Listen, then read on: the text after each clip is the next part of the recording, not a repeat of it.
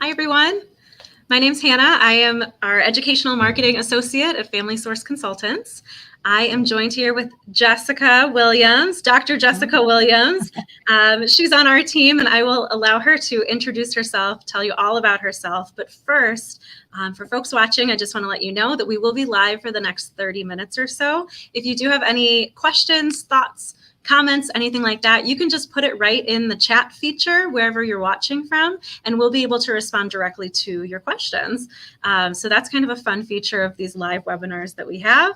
And today we're talking about international intended parents. So again, we have the expert here. Jessica, can you tell us a little bit about yourself, your role at FSC, and your professional background? Yes, absolutely. I'm delighted to be here. I always love chatting about all things surrogacy. So, as Hannah said, my name is Jessica Williams. I am the International Relations Manager here at Family Source Consultants, and I'm also a mom through surrogacy. So my original introduction to the world of surrogacy was when my husband and I went through years of infertility struggles, did the whole IVF, all the testing, everything like that, and eventually came to a point when we decided that we needed to do, to look at other options to build our family.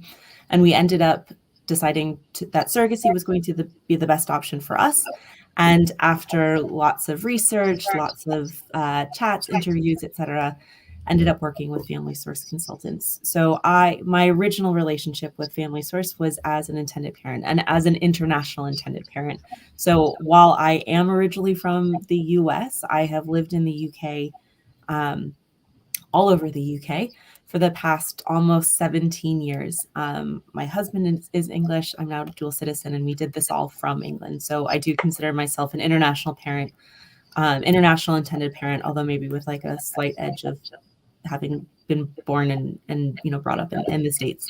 But so I've now had this amazing relationship with Family Source for 5.5 years now. First as an intended parent, and then after my son was born, I had the amazing opportunity to join as a team member and use the experience that I had as an intended parent to help other intended parents, which is a huge privilege to be able to talk to people from all over the world at every stage of their journey, and just be a small part of it and share, just try and support and share some wisdom, etc.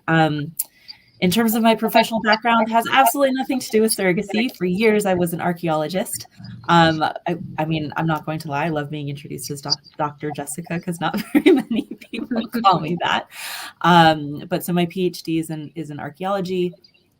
I was a museum curator for many years, but then just became so passionate about surrogacy and third-party reproduction through my own personal experiences that I made a career move, and I'm so grateful that I did.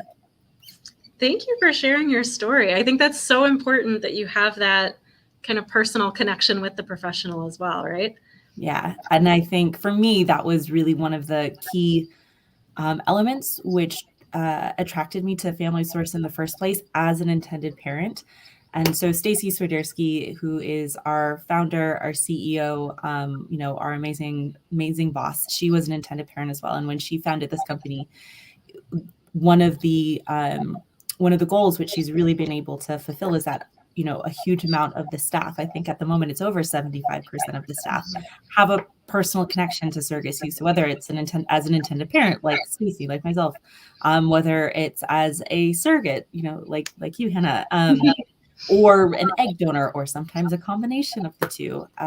For me, that was such a huge draw for working to work with Family Source, because in addition to the professionalism, and in addition to the years of experience, the relationships they had built, the success rates that they had, I knew that as an intended parent, there were going to be a huge range of emotions involved, positive, negative, everywhere in between. It's a massive undertaking. It's 18 months to 2 years of your life, and it's really the biggest endeavor, the biggest personal endeavor that you can ever do. And I felt so much more comfortable knowing that I was going to be working with people who were not only, the epitome of professionals, but also had that really personal experience and knowledge and empathy for all of those things that I could be feeling. So yeah, that was a huge draw for me. Do you feel like you use then your personal experience when you're working directly with these intended parents? Yes, yes and no. I mean, I always share that I am an intended parent myself and that I have been through surrogacy. Sometimes it comes up, sometimes it doesn't, but that is always, in whenever somebody reaches out to us, that's kind of like in my introductory email. And I say that not because it's like, oh, I've been there too, but it's to say, I have been there too. I know how challenging this is. I know what it's like when you first start to consider surrogacy. I mean, I overuse this analogy, but that emoji with like their head exploding is of all the information. That's how I felt when I was first starting my surrogacy journey. And I know so many other intended parents too. I know what it's like to feel really overwhelmed, but also excited and worried and, be concerned about all of these different things that for somebody who hasn't been through that process, it's not that they can't empathize or be sympathetic, but, I know that from a very, very core level. And so hopefully the intended parents that I talk to know that they can share things which they might not be able to share with other people because they might not get it. So I hope that it's helpful to people, but what I always say is I'm here, I understand, I know, kind of what you're going through, but this is about you. It's not about me. But I'm here if you need to help, if you need that support. Yeah. And I'm sure that a lot of folks watching or seeking out this resource, their heads are definitely exploding right now. So we can get into some of the details because it's a lot. So, what, like the breakdown of international intended parents versus our domestic intended parents, like what is the breakdown percentage wise then with Family Source? Do we have a lot of intended parents who are international?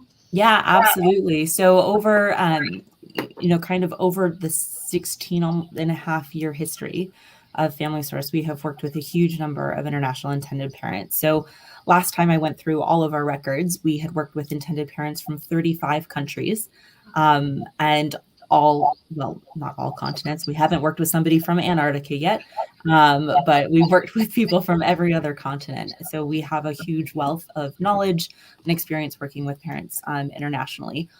Over the past 5 or 6 years, obviously COVID, kind of meant that for international parents, it was going to be a little bit more challenging. And there's still some challenges, but also some benefits for international parents that came out of COVID. But even during that, so kind of for the past 5 or 6 years, about 50%, so 50% of our intended parents have come not from the US. So we are very well accustomed to working with parents from outside the US, from all different backgrounds, cultures, languages, religions, everything. And I think that is one of the incredible things about our agency is that we want to help everybody. We feel that everybody should be able to be a parent regardless of your personal circumstances, regardless of what country you are from or residing in. We want to help you the best way that we can to make sure that you are able to have your child legally, ethically, and feel supported during that process. Yeah. What countries are a lot of our intended parents coming from, the majority? So it varies. It really varies. So, at certain points, we've had lots of intended parents from certain countries that we might not get a huge amount of intended parents from now. So over the past year, we've had a lot of parents from the UK. We've had a lot of parents from the Netherlands as well. That's been kind of, we've had parents from the Netherlands before, but we've had a lot of new parents from the Netherlands coming in. We also have a lot of parents from kind of Central and South America. So yeah, it's always nice to see. Yeah, every day. I mean, honestly, my most Googled, or Australia is another one that we are starting to, continuing to work with a lot of parents in. But yeah, every day my most Googled thing is at 9 a.m. in the UK. What time is it somewhere else? Because I'm speaking to people, in every single time zone, and it's wonderful. How does the language barrier work, both in your role specifically? Like, is there typically a language barrier? And then also for intended parents who may not speak English or English is not their first language, how does that work when they're like matching with a surrogate?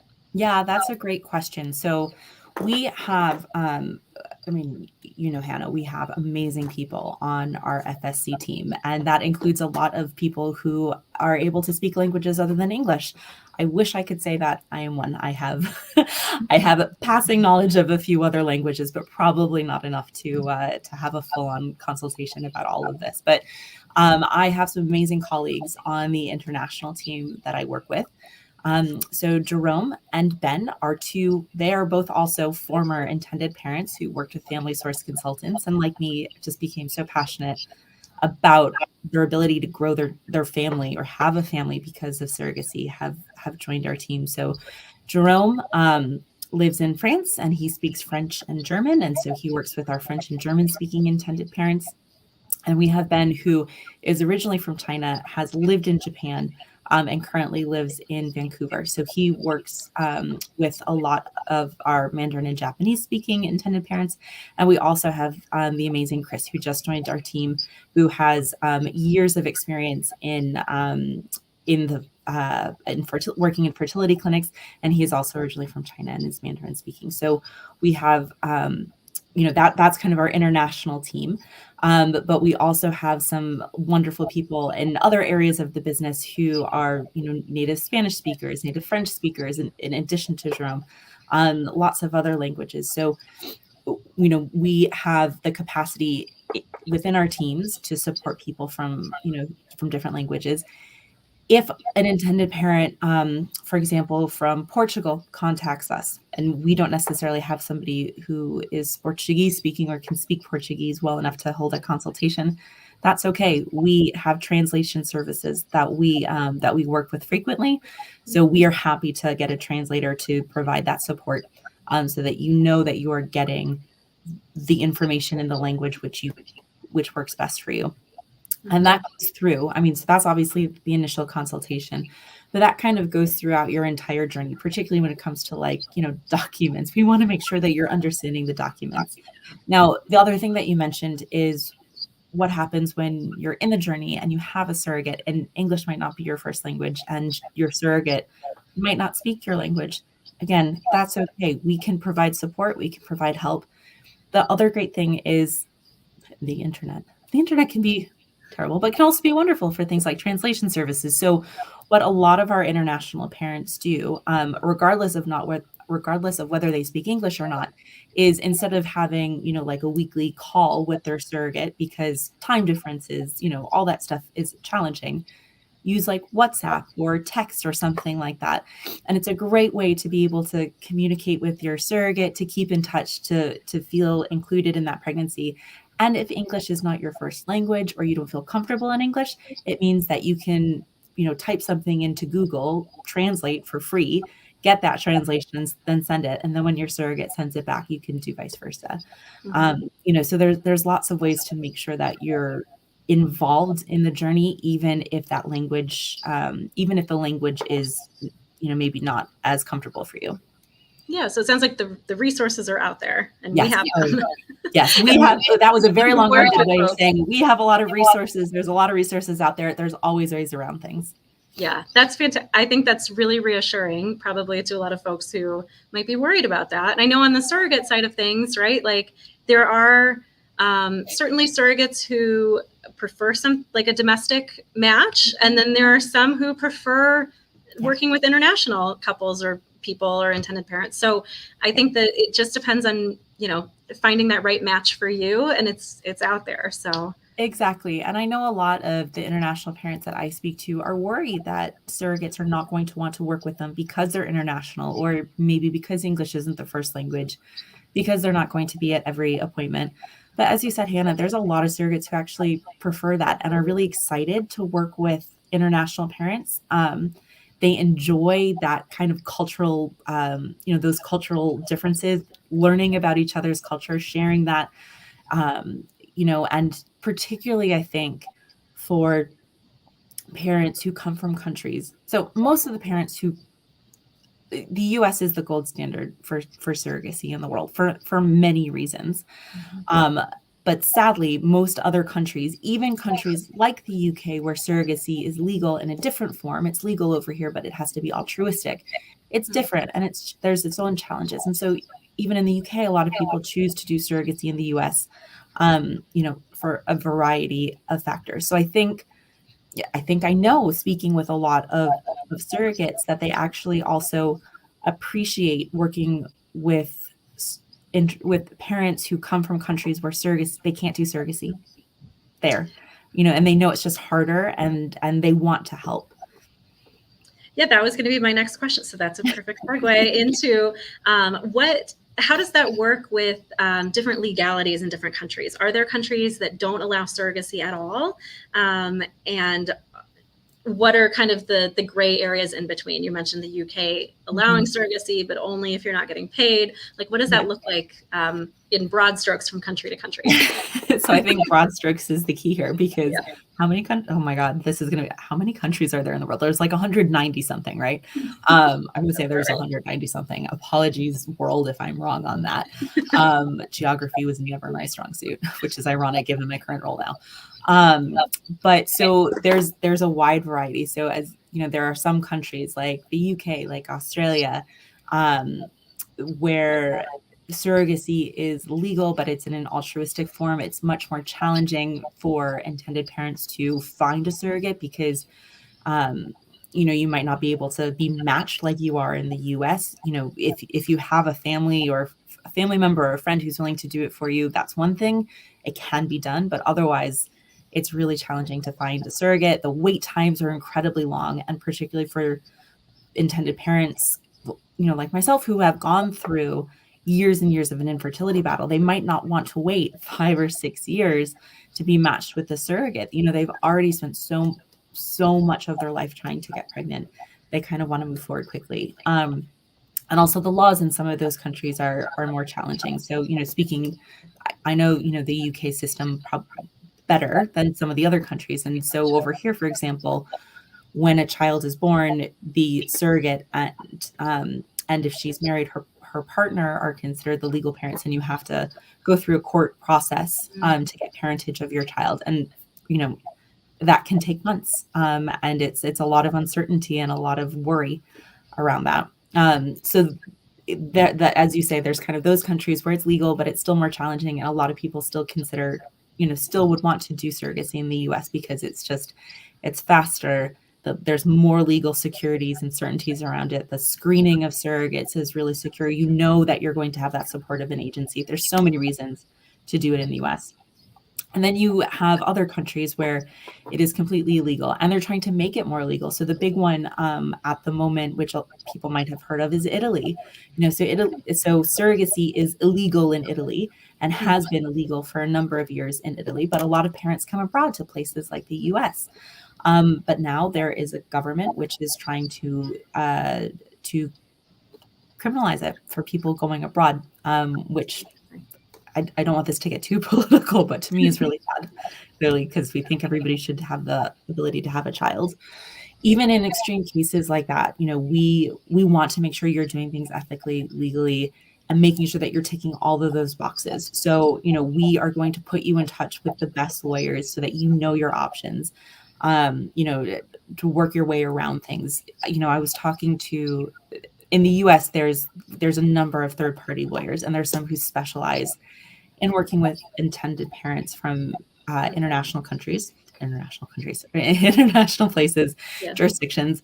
And I asked him once, I said, are there any countries where you would say, don't do it? Because it's just going to be too hard. It's going to, the legalities of getting your child home and getting citizenship are too challenging. And at that point, this was a year ago. So, take that with a grain of salt and take into account that I'm not a lawyer, but he said, no, there's always ways, we will always be able to figure out a way to get your child home. A lot of times you will have to go through a citizenship process and a registration process, an acknowledgement process when you return to your home country. Because the thing is, with surrogacy, you want to cross all the T's and dot all the I's. You want to make sure that you're really doing everything above board. But, every country has its own ways of doing that. But in the States, the legal element of doing it in the US means that you will be the parent of that child under US law, no matter if you come from the US or anywhere else in the world. And that is the key factor for most international parents, is that under US law, on that birth certificate, you are on, well, whether it's the original birth certificate or the final version of the birth certificate, you are going to be that child's parent. And we do have other series on the legalities, us speaking with lawyers and things like that. So yes, absolutely. That was a fantastic overview for someone who isn't an attorney yourself. And I don't, it's so tricky. It is really tricky, and I don't ever want to scare any international parent, from doing it, because, like I said, there's always a way. Lawyers will always find a way. Yep. And my number one advice is talk to an attorney who specializes in, whether it's third-party surrogacy law or family law is usually kind of like the umbrella term or the umbrella specialization that they'll fall under. So speak to a lawyer in your home country who specializes in family law from the start, potentially even before you reach out to us, but certainly before you actually embark on your surrogacy journey, because you are going to want to know exactly the process that you're going to need to follow. And hopefully it's not going to be onerous. It's not going to be over the top. Hopefully it will be really easy. And, in a lot of cases, you might not need that lawyer later down the line. Or if you do, it won't be until, your surrogate's pregnant or even once you've returned home. But the sooner that you can speak to a lawyer in your home country who knows the laws, who's going to be able to provide you that roadmap so that you are confident, it's so much better. And that way, once you're actually embarking on your journey with us, your U.S. attorney, because you're always going to need an attorney in the U.S. to do the contract, to do the direct agreement with your surrogate, to do the parental application in the U.S., to make sure, that in the U.S. everything is I was about to say something really British, which is tickety-boo. Sorry, I just got myself there. That everything is really good, is settled under U.S. law. But, that lawyer can also, and usually is very happy to liaise and to connect with the lawyer in your home country to make sure that there's nothing going on which could disrupt that process when you get back.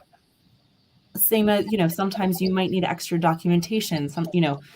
In Switzerland, for example, you need copies of your surrogate and her partner's birth certificate and marriage certificate and all these extra things that you might not necessarily know you need. But if you know that from the start, even if you don't need it until like a year down the line, it's so much easier. So always talk to a lawyer. Yep. Always. And a lawyer in your home country, I think. In your home country. Yes, in your home country. And I do know that, so we have obviously domestic attorneys that we work with, and then they know folks in other countries as well. So if you need a referral or you need a connection or you don't even know where to start. Exactly. Come to us, because and that's also part of my role, is not only speaking to intended parents, but also making sure that for our international intended parents, we have all the support necessary. So whether that's a lawyer in your home country, whether it's finding, a fertility clinic to make sure that you're doing, if you want to do some tests before you fly to the US to do, to do your cycle, or for a lot of intended parents, particularly same-sex intended parents who are providing a sperm sample, you might be able to do your sperm sample in your home country and then ship it to the US. So we are able to connect you to those lawyers, to those fertility clinics. That's part of my role, to make sure that we have that really good international network. And if you're from a country where we don't yet have that lawyer, I'm very happy to do that research for you, because it helps us as well. So, give me a couple of extra days and I will find that person for you. Yeah. I think that's such a huge relief probably for a lot of folks watching, because that's sometimes, like you said, with the head explosions.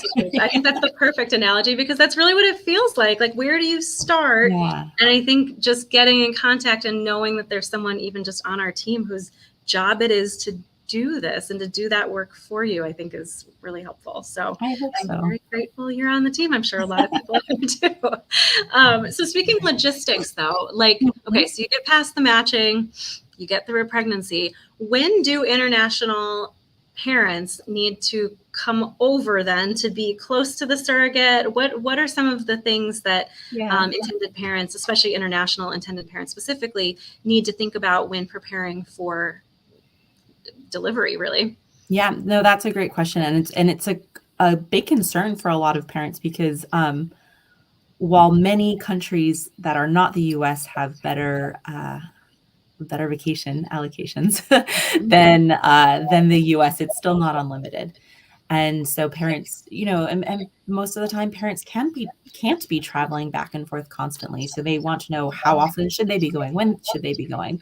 So really the only time that intended parents absolutely need to be in the US is to get their baby.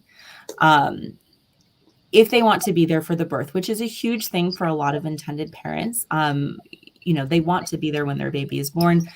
Their baby is theirs as soon as they're born, especially in a pre-birth order state. So we recommend 2 weeks before the birth to be safe. That's not a requirement, that's a recommendation. And obviously it will depend on how your surrogate's pregnancy is going.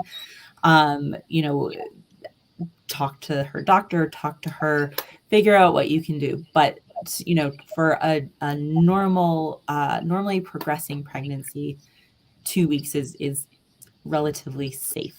Obviously, some intended parents come a week before, and some are not able to come until after the baby's born. And obviously, if the baby is born early, parents will be able to get there as soon as you can. So that is a big thing. So there's no, and I wish there was a hard and fast rule, but there's not. So that is one of the things that will be, we will be discussing, and your U.S. lawyer will be discussing, is when you're drawing up these direct agreements, what happens if you are not able to be there for logistical reasons or because the baby comes early. Who's going to be looking after your baby? Who's going to be that, kind of temporary guardian or have physical custody until you're able to arrive? So that's something that we are thinking through, and we were thinking through long before COVID, when it became slightly more problematic for a lot of intended parents. But so 1 to 2 weeks before your baby's due date is a good thing to plan for. In terms of when else you have to come to the US, you don't ever have to come to the US before that. It depends a little bit how you're going to be making your embryos.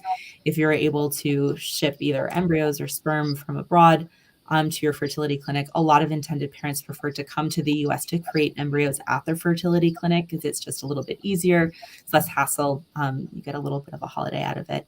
And then for actually, during the journey, it will depend a lot on the intended parents and what they want to be involved in, what they can manage.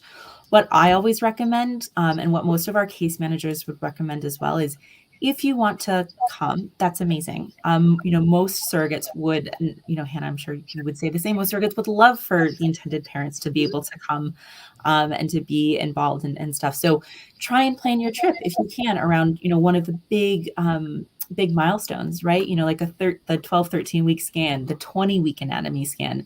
When you're there, your surrogate and we will be happy to, maximize your time. So for example, when I went to see my surrogate, we were able to do a scan. I went to the doctor's appointments with her. We were able to do a hospital tour. And also we just got to hang out and got to know her. So, even if you're only able to make it out once during the pregnancy, it's still wonderful. And it still means that you can be really involved in, building that relationship and kind of feel more involved in the pregnancy. But likewise, if you're not able to go out until your baby is born too, that's not a problem. There's plenty of amazing ways to feel involved and to build up that relationship with your surrogate. Mm-hmm. And then after the birth, how long should international intended parents, well, I guess at that point, just parents, plan to stay before they head home with their baby? Yep. Again, I hate saying it can vary because that's like everything, of course. Everything. Basically, you need to stay until you receive your baby's U.S. passport. For 99% of the countries that we work with intended parents from, they get their baby's U.S. passport and then fly home on that, and then do all of the home citizenship stuff when they're at home. There's very few exceptions to that. So in terms of the actual process, first you need the birth certificate. So for most international intended parents, we do our best to match them in pre-birth order states, just because it makes that going home process a little bit easier. And again, that's, we try our best. So when you're at the hospital will then, if you already are the parents, if you have that pre-birth order, as soon as your baby is born, the hospital will provide you with the paperwork to fill out and to register your baby and get the birth certificate. So one suggestion is pick your baby's name, or at least have like a top 2 contender, so you're not kind of going back and forth, because the sooner you can submit that paperwork, hopefully the faster you can get your birth certificate. The timing to get your birth certificate can vary. In some states it's 3 days, in some states it's 3 weeks. So, and unfortunately there's nothing that we can do. That's just a state government, state records thing. So enjoy the time with your baby while you were waiting for that. As soon as you get your baby's birth certificate, you can apply for their passport. And there's a few different ways to do that. The fastest way is to apply for an emergency passport. So basically have a flight home within I think it's 5 days, and you can apply for an emergency passport. You don't need to, you can add a baby on to a ticket at any point. So what I always recommend to international parents is have a changeable ticket or changeable return ticket that you can, and book it for 7 months after your baby's due date. So you're never going to miss it. And then once you get your birth certificate and you kind of have your plans, you can change it to, with closer to the time, within a couple of days or a week or whenever you want to fly home. And when you're changing that ticket, add your baby on, because you're going to be carrying your baby. I think it's usually a 10%, that their ticket costs 10% of what a normal person, an adult's ticket would cost. But you can add that on after the fact, so you don't have to worry about that. And then once you have your ticket, you can then apply for an emergency U.S. passport. You can also apply for expedited U.S. passports, but at the moment, the U.S. passport backlog is, hopefully any intended parents who are watching this is going to be obsolete by the time you do your journey. But at the moment, kind of post-COVID, there's still a little bit of a backlog. So even an expedited U.S. passport, not an emergency passport, an expedited passport can still take a few weeks to get. But once you have your passport, you can go home. Sorry, again, very long-winded explanation. No, it's all super helpful information, I think. I'm learning a lot. But good. Hopefully it's helpful. So in terms of timing, I normally recommend that intended parents, kind of estimate 3 to 5 weeks after their baby is born. It can take shorter. So for example, my son was born the week that COVID shut down the world, and we actually managed to get him, we flew home to England with him from the US when he was 13 days old. So, we were able to get his birth certificate in 3 days, and we were able to, it wasn't a US passport. We were able to get a special British passport for him because of COVID, and fly home. And he was 13 days old. So it can be possible. That's quite fast. So I'd say 3 to 5 weeks is more than norm. Wow. But yeah. Again, I learned a lot. Like you were saying, I didn't know the difference between an emergency passport and all the other kinds. So I think that's helpful information. These are the fun things that you learn, not only for surrogacy, but also just as an international person. Absolutely. Yeah.